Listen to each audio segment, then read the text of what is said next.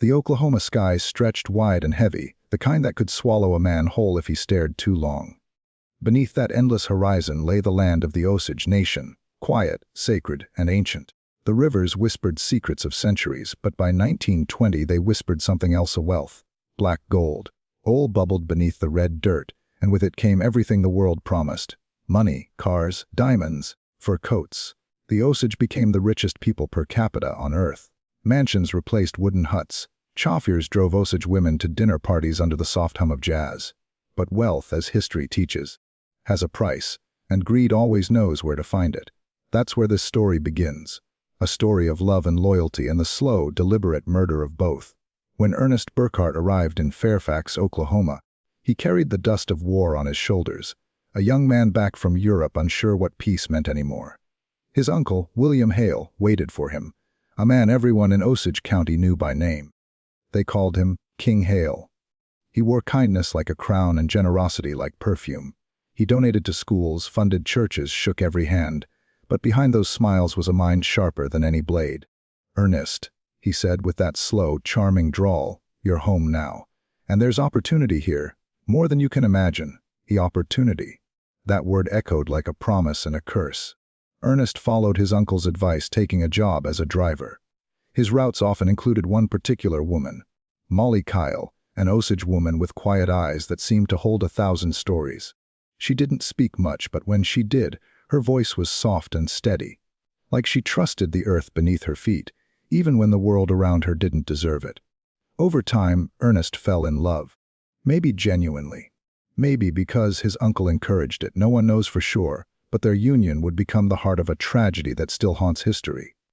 At first, it all seemed ordinary, a love story amidst wealth and change, but soon something dark began to ripple through the community. Osage families started dying. At first, it was illness. Or so they said. A woman fell sick. Another passed unexpectedly. Then gunshots in the night. Then explosions. One by one, the richest Osage heirs were gone, leaving their headrights, oil profits, to their white spouses or guardians. The pattern was clear to anyone who dared look close enough. But most didn't, or wouldn't. Molly's own family was among the victims. Her sister, Anna Brown, found dead in a ravine, a bullet in her head. Her mother, Lizzie Q., fell ill shortly after, wasting away like a candle burning from both ends. The Osage called it the Reign of Terror. But the local authorities, they called it bad luck. The funerals became routine. Ernest stood beside Molly, holding her trembling hand, whispering comfort. But behind him, his uncle watched silently, calculating. To outsiders, Hale seemed like a hero, offering rewards for any information, paying for funerals, showing up at every wake. Yet in those same shadows, he orchestrated something unspeakable. He had a plan, a web so intricate that even family ties became tools. He whispered to Ernest, "You love your wife, don't you? Then make sure she's taken care of. You see, she's sick, and when her time comes, you'll need to handle her affairs properly." A suggestion. A test.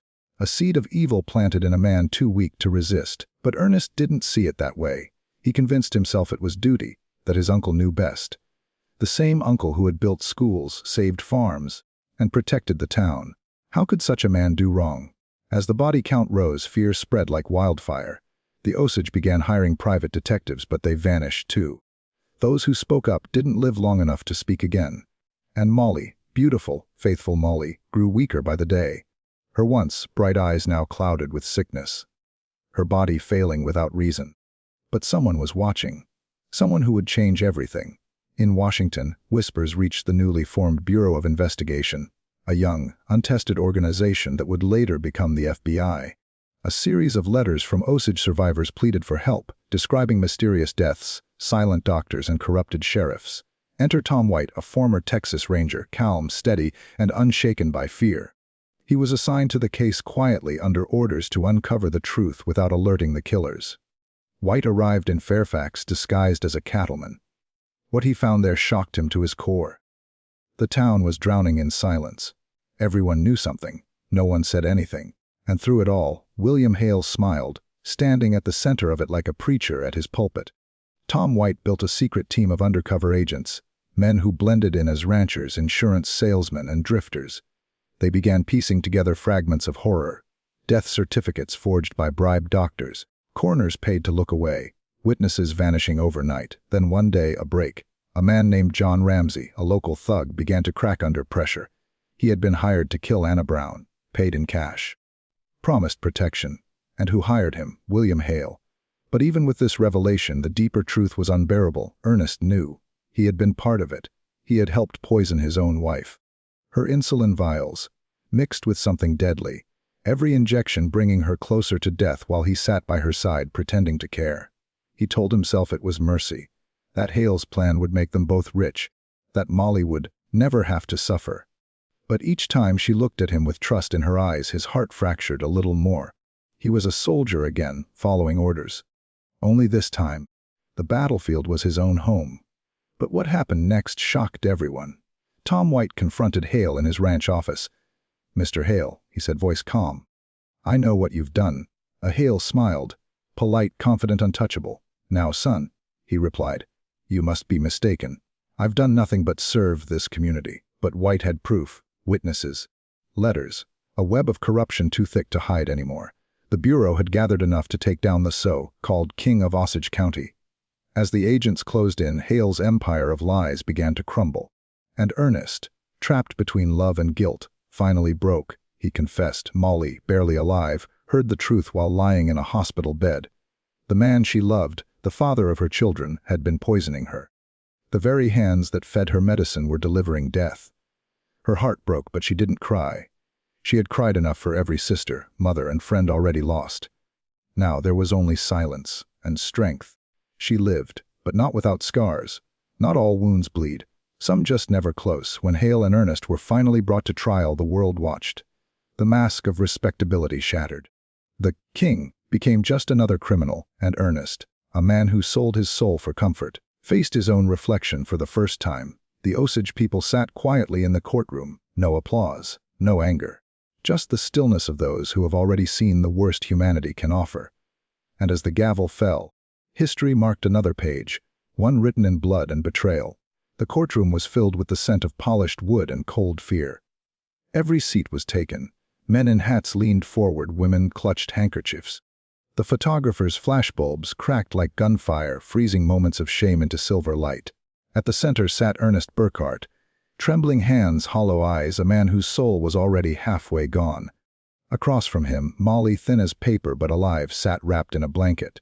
Her dark eyes no longer searched for love, only truth. Between them stood a chasm no bridge could cross. When the prosecutor asked Ernest to speak, his voice was barely a whisper. I did what I was told." The courtroom went silent. He spoke of his uncle, William Hale, how Hale had orchestrated every death like a symphony of greed, how he used money, respect, and fear to control every man in that town. The sheriff, the doctors, even the undertakers, all in his pocket. Each confession fell like a hammer, and every blow cracked another piece of the illusion. But when Ernest said the words, "I helped poison my wife," a gasp swept through the crowd. Some stood in disbelief. Others looked away, unable to face the horror that love could twist itself into something so cruel. Outside the courthouse, the Osage Nation waited. Their faces bore generations of silence, their patience finally turning into quiet justice. They didn't cheer. They didn't weep. They simply stood, unbroken, as if to remind the world that no empire built on blood would ever stand forever. But justice, even when served, comes at a cost. In the weeks that followed, Tom White continued digging. Every name Ernest mentioned led to another lie. The more he uncovered, the deeper the corruption ran. A doctor had falsified autopsies. A banker had laundered Hale's payments. Even local lawmen had turned their badges into blindfolds. And through it all, Hale remained unnervingly calm, sitting in his cell like a king in exile. "They'll never keep me here," he told the guards. "Men like me don't fall." But he had already fallen. He just hadn't hit the ground yet. Meanwhile, Molly struggled to recover. The hospital walls felt like a cage, and every breath reminded her of the poison that once flowed through her veins. Nurses whispered about her strength, how she refused to let bitterness consume her. She spent her days gazing out the window at the Oklahoma plains, whispering Osage prayers to the wind. Once a nurse found her holding a single photograph, her wedding day. Ernest, young and smiling, beside her. The nurse asked if she wanted it taken away. Molly shook her head. "No," she said softly. "It's proof I survived." Ernest's testimony was both confession and betrayal. It sealed his uncle's fate, but it also destroyed his own. When the judge announced life imprisonment for William Hale and Ernest Burkhart, the town exhaled for the first time in years. The king of Osage Hills was dethroned. But even behind bars, Hale's influence lingered like smoke, invisible, choking, impossible to clear. One night, as Tom White reviewed the files, he paused at a photo, Molly, before the sickness, surrounded by her sisters, smiling in sunlight. He stared for a long time, his jaw tight. He'd seen evil before, bandits, killers, rustlers, but this was different. This wasn't violence born of rage. This was violence born of entitlement, of belief. Men who thought they had the right to take everything, even life, because they saw others as less than human. Tom closed the file and whispered, "God help us if we forget."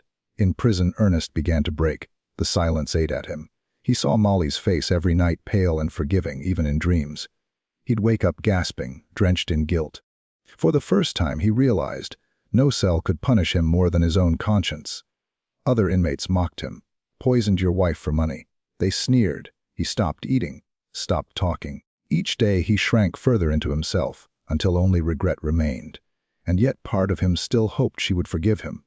Months later, Molly visited him. The guards didn't understand why. Maybe she didn't either. When Ernest was led into the visiting room, he couldn't look her in the eye.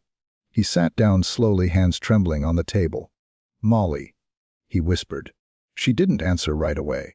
Her face was unreadable, not hate, not love, just an ocean of distance. When she finally spoke, her words were sharp as broken glass.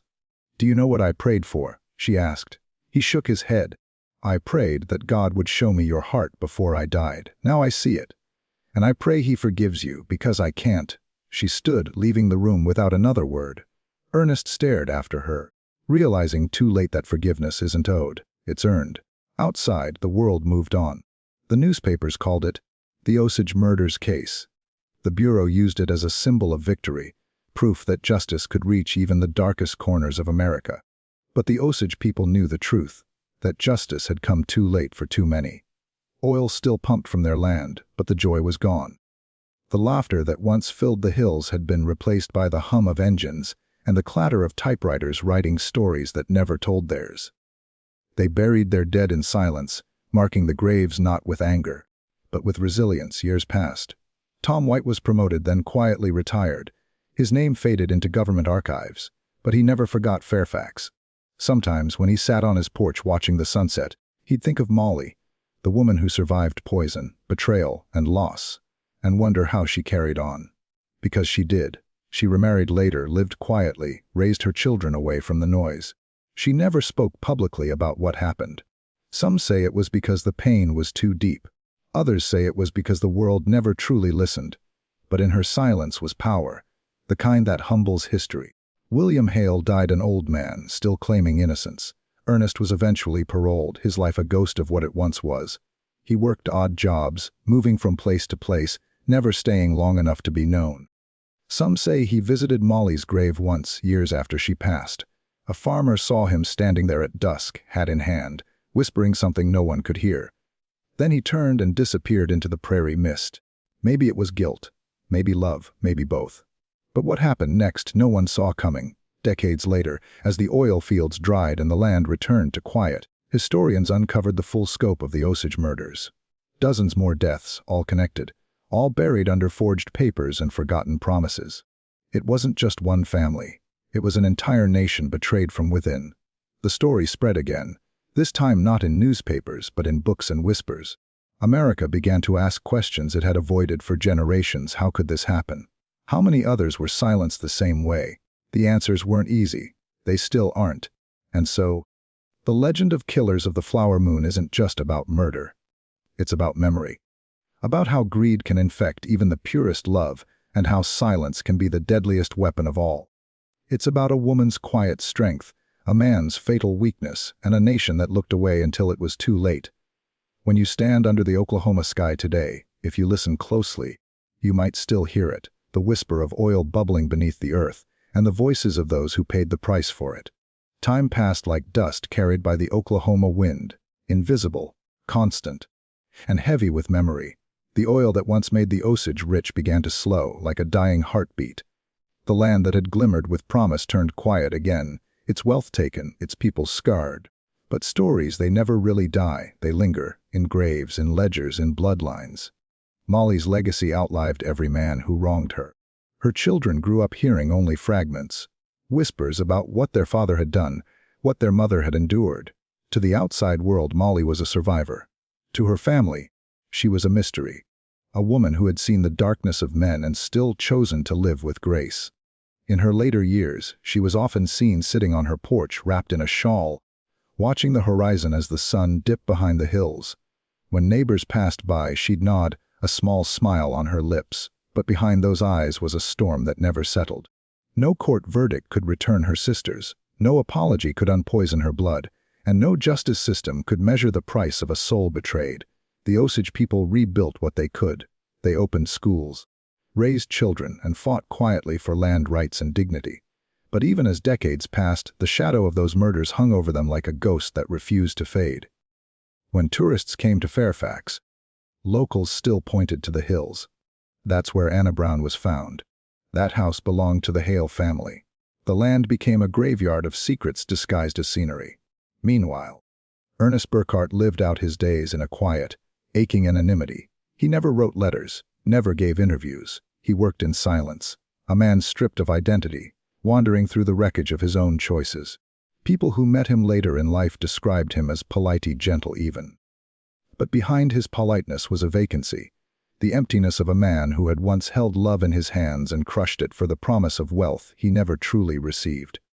He would sometimes walk along dirt roads alone at dusk, whispering to himself. No one knew what he said. Maybe he spoke to the ghosts he couldn't escape. Maybe he spoke to Molly. In his final years, he asked for no forgiveness, perhaps because he knew he didn't deserve it. He died quietly. No family by his side, no obituary in the papers. Just another name in a history that had already forgotten too many. But history has a strange way of remembering what matters most. Years later, when journalists began digging through forgotten files, the story of the Osage murders resurfaced. Raw, staggering, unflinching. The world finally began to see what the Osage had always known, that beneath America's golden dreams lay soil soaked with oil and blood. The reporters interviewed descendants, studied trial transcripts, and found new graves, proof that the reign of terror had been far greater than anyone admitted. It wasn't just a handful of murders. It was a system, a machine built to erase an entire people for profit. And yet, through all that pain, the Osage endured. They kept their traditions alive, their songs, their dances, their prayers. Because to lose those would have meant letting the killers win. Their resilience became their quiet revenge. One elder said in an interview, "They took our land, but they couldn't take our spirit. We're still here. We're still dancing under the same moon they killed us for." The camera captured his face, lined, proud, unbroken. That single sentence carried the weight of generations. If you walk through Osage County today, the air feels different. There's beauty, endless plains, wildflowers, and sunsets that set the sky on fire, but also something else, a silence that hums with memory. Locals say that on certain nights, when the wind blows just right, you can almost hear voices whispering through the grass. Not cries of vengeance, but remembrance. Because remembrance is its own form of justice.